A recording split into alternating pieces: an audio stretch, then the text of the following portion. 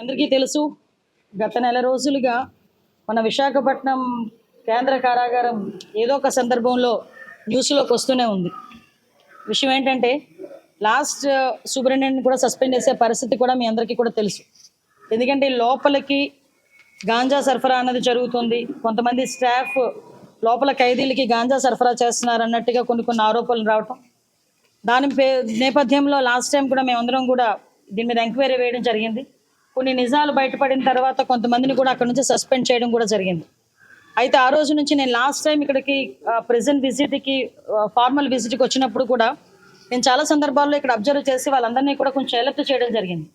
ఎందుకు ఈ మాట చెప్తున్నానంటే, ప్రతిసారి మేడం ఏంటి లాస్ట్ 5 years గురించి మాట్లాడతారని మీరు అనుకోవచ్చు, కానీ ఆ ల్యాప్సెస్ అన్నవి చాలా క్లియర్గా మేము ఫేస్ చేయాల్సిన పరిస్థితి వచ్చింది.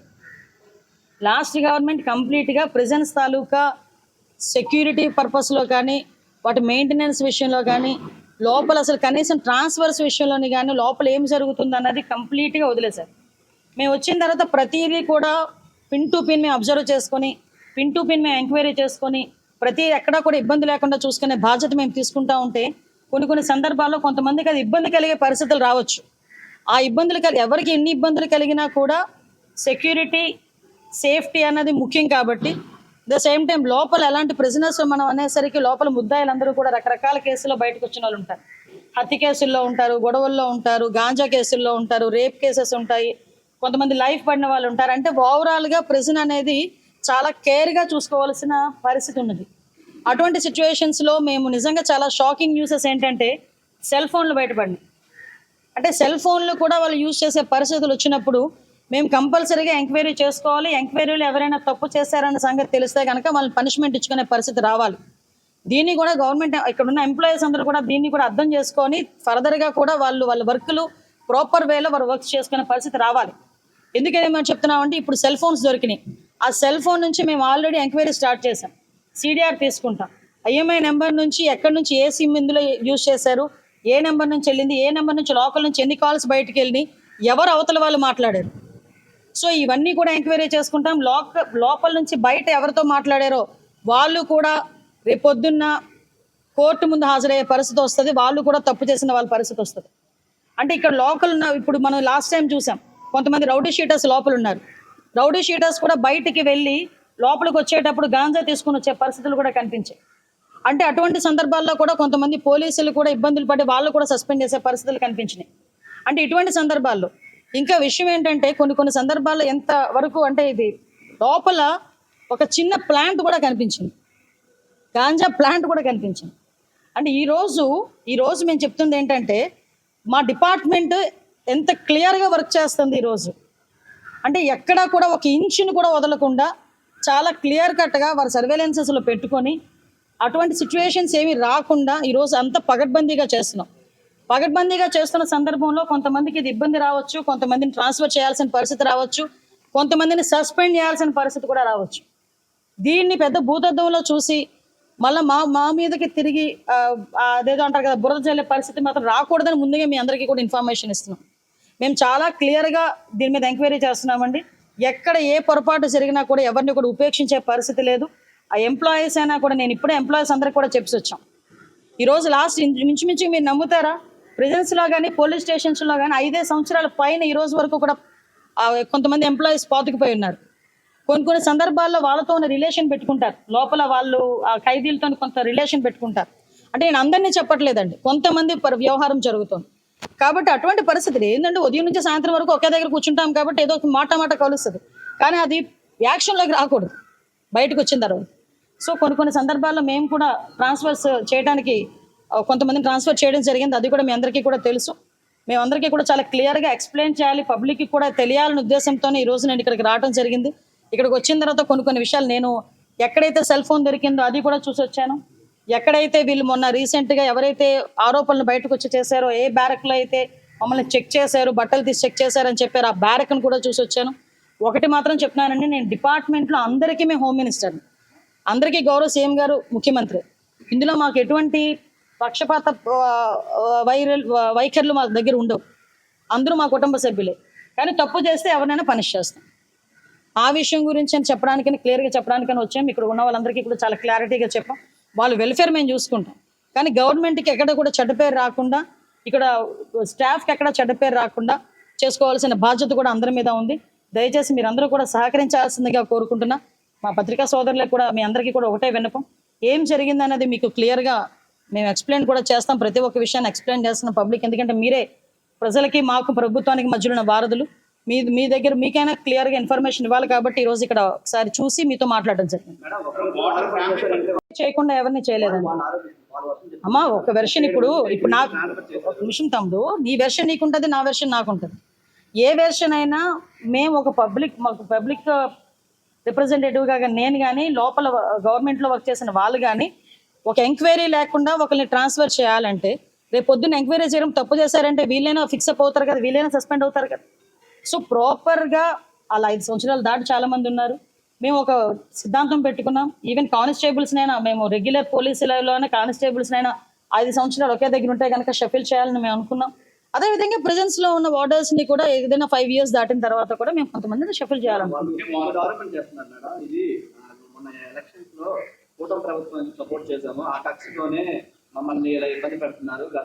కూటమి ప్రభుత్వంలో సపోర్ట్ చేసిన వాళ్ళు ఓకే. నేను ఈరోజు కూటమి ప్రభుత్వం తాలూకా హోమ్ మినిస్టర్నే కదా, కూటమి ప్రభుత్వం తాలూకా సీఎంఏ కదా ఈరోజు ఉన్నారు, కూటమి ప్రభుత్వం తాలూకా డిప్యూటీ సీఎంఏ కదా ఈరోజు ఉన్నారు.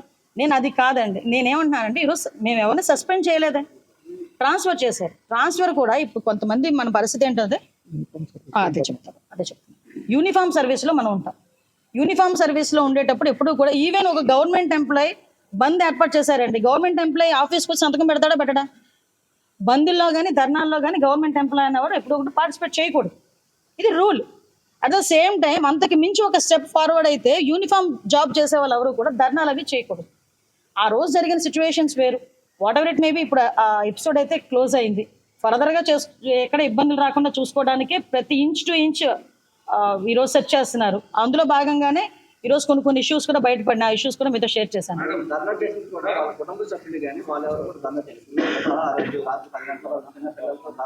అమ్మ, వాళ్ళ ఎవరికి కూడా అన్యాయం జరగదు. ఒకటి విషయం చెప్తున్నానమ్మా, ఎవరికి తప్పు చేయకుండా అన్యాయం జరగదు. తప్పు చేస్తే ఎవరిని ఉపేక్షించే పరిస్థితి లేదు. ఈ రోజు కాకపోతే రేపైనా ఇన్ఫర్మేషన్ బయటకు వస్తుంది కదా. ఈరోజు సెల్ ఫోన్లు దొరికినాయి. చెప్పాను, ఒక ప్లాంట్ దొరికింది, లోపల ఒక మొక్క దొరికింది, గాంజా మొక్క దొరికింది. ఈరోజు కొన్ని సందర్భాల్లో మా ఎంక్వైరీలో మాకు కూడా కొన్ని ఇష్యూస్ బయటపడుతున్నాయి. ఆ ఇష్యూస్లో భాగంగా మా డిపార్ట్మెంట్ వరకు మా డిపార్ట్మెంట్ చేసుకునేవ్వండి. ఎవరికి కూడా ఇబ్బంది లేదు, ఎవరిని కూడా సస్పెండ్ చేయలేదు, ఎవరి మీద పొట్ట కూడా కొట్టలేదు. ఈరోజు ఎంక్వైరీ ఇంకా కూలంకషంగా ఎంక్వైరీ జరుగుతుంది. నిజంగా ఎంక్వైరీలో ఎవరైనా కనుక ఇందులో ఇన్వాల్వ్ అయ్యారనుకుంటే కనుక డెఫినెట్గా వాళ్ళ మీద చర్యలు తీసుకుంటాం. ఉపేక్షించే పరిస్థితి లేదు.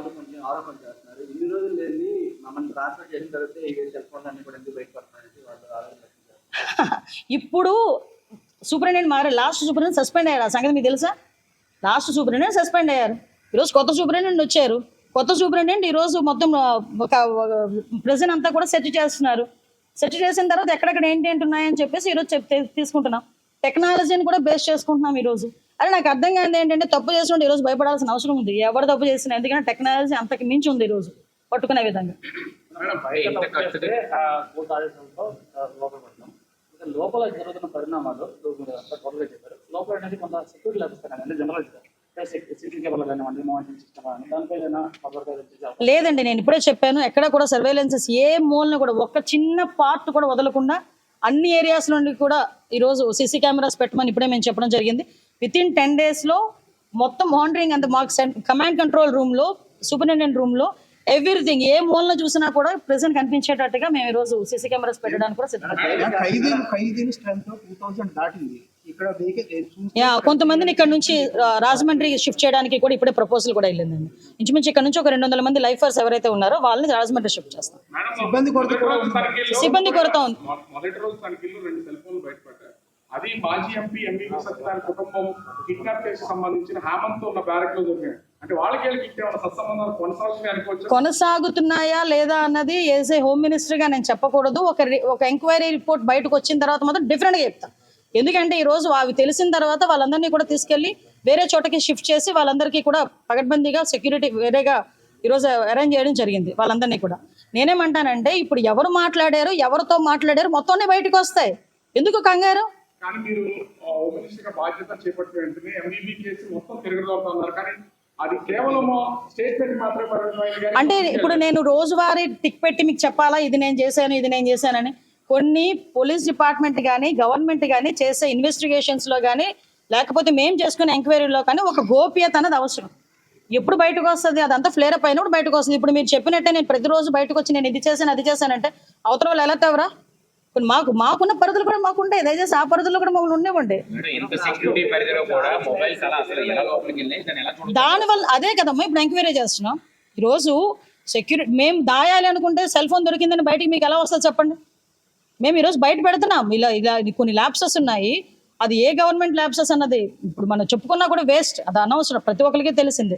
ఎందుకంటే లాస్ట్ 5 yearsలో కనీసం ఒకసారి ఎవరైనా వచ్చి ఇందులో వచ్చి చెక్ చేసుకోనో లేకపోతే ఎంక్వైరీ చేసుకోనో అదేమైనా జరిగిందా? నేను ఇది 6 నెలలు రెండోసారి నేను రావటం.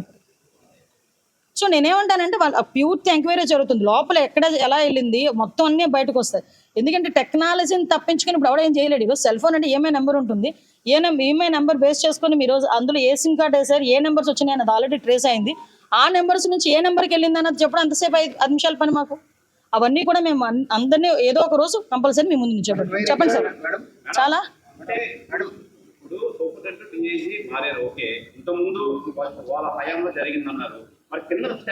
అందుకే కదా మారుస్తున్నాం. ఇది చిన్న మొక్క బా మీకు చూపించమన్నా కూడా చూపిస్తాను. పెద్ద విషయం కాదు. బయట ఎంక్వైరీకి పెద్ద టైం ఏం కాదండి. నాకు మహా అయితే ఒక 10 days 15 daysలో మాకు రిపోర్ట్ వస్తుంది. రిపోర్ట్ వచ్చిన తర్వాత డిపార్ట్మెంట్ వాళ్ళు కూడా చేస్తున్నారు. ఇప్పుడు మా డిపార్ట్మెంట్ వాళ్ళు కూడా చేస్తున్నారు ఎంక్వైరీ చాలా క్లియర్గా. ఎందుకంటే ఇది ఎవడు దాచేది కాదు. దీన్ని అలా కాదండి. దీన్ని దాచేది కాదు. దీన్ని ఎక్కడ కూడా మబ్బి పెట్టలేము. ఏదో మసిపూసి మారడికాయ కూడా చేయలేము. ఎందుకంటే టెక్నాలజీ పెరిగింది. సో ఏ మొబైల్ నుంచి ఏ నెంబర్కి వెళ్ళింది ఒకటి మాత్రం క్లియర్. ఇక్కడ లోపల నుంచి ఏ నెంబర్తో మాట్లాడినా కూడా వాడు కూడా శిక్షార్హుడే కదా. సో కాబట్టి ఇందులో ఎంతమంది బయట ఏముంది బస్ సీడ్ ఎంత ఉంటుంది జేబులో పెట్టుకుని వెళ్తాడు. ఏమైంది ఇప్పుడు బయటకు వస్తున్నారు అంటే నేను ఎందుకు అది చెప్తున్నానంటే ఈరోజు మా వాళ్ళు ఎంత క్లియర్గా అబ్జర్వ్ చేస్తున్నారు, ఎంత క్లియర్గా వాళ్ళ వర్క్ వాళ్ళు చేసుకుంటున్నారని చెప్పడానికి ఎగ్జాంపుల్ చెప్తున్నారు. లోపల ఉన్న వాళ్ళందరూ ఎలాంటి వాళ్ళు ఇంచుమించు ఎంతమంది ఉన్నారండి గంజాయి కేసులో ఉన్న వాళ్ళు? 1075 members లోపల గంజాయి కేసులో ఉన్న వాళ్ళు. వాళ్ళు ఇంటర్ స్టేట్ ఒరిస్సా నుంచో మహారాష్ట్ర నుంచో వాళ్ళందరూ 1075 మంది ఉన్నారు లోపల. వాళ్ళే ఉన్నారు. నేను లాస్ట్ టైం కూడా చెప్పాను కదా, వాళ్ళే ఉన్నారు 50%. సో ఆటోమేటిక్గా ఇప్పుడు విషయం ఏంటంటే లోపలికి ఎలా వెళ్ళింది అనే కన్నా మేము లోపల గ్రహించామా లేదా అన్నది ఈరోజు మాకు ఇప్పుడు లోపలికి వెళ్ళకుండా చూసుకుంటాం. ఫైనల్ గా అలాంటి వాటి మీద మీరు ఎలాంటి చర్యలు తీసుకోబోతున్నారు? ఎక్కడ కూడా స్ట్రీమ్ లైన్ ఏం చేయలేదు. ఈ నిందితుల వల్ల కరడు కట్టిన నేరస్తులు కూడా ఇబ్బంది వచ్చే అవకాశం. సిబ్బంది తక్కువ లేదు. కంపల్సరీగా సిబ్బందిని కూడా పెంచుతాము. అవసరమైతే రెగ్యులర్ సిబ్బందిని పెట్టాలా, అవుట్ సోర్సింగ్ సిబ్బందిని పెట్టాలా, వాట్ ఎవర్. అంటే యూనిఫామ్ జాబ్స్ లో మనం అవుట్ సోర్సింగ్ పెట్టలేం కాబట్టి రెగ్యులర్ సిబ్బందిని మనం పెట్టుకోవాలి. రెగ్యులర్ సిబ్బందిని ఏ రకంగా వీళ్ళ దగ్గర డిప్యూట్ చేయాలి, వీళ్ళకి ఎలాగ ఆన్బోర్డ్ చేయాలి, టెక్నాలజీని బేస్ చేసుకొని. అంటే ప్రతి ఒక్క ఖైదీకి మనం ఒక్కొక్క పోలీసుని మనం పెట్టలేం కాబట్టి టెక్నాలజీని బేస్ చేసుకుని వీళ్ళకి కూడా ఈజీ అయ్యేటట్టుగా సర్వేలెన్సెస్ ఈజీ అయ్యేటట్టుగా మేము చూసుకుంటున్నాం. Okay, thank you. లోకేష్ గారు వస్తున్నారు.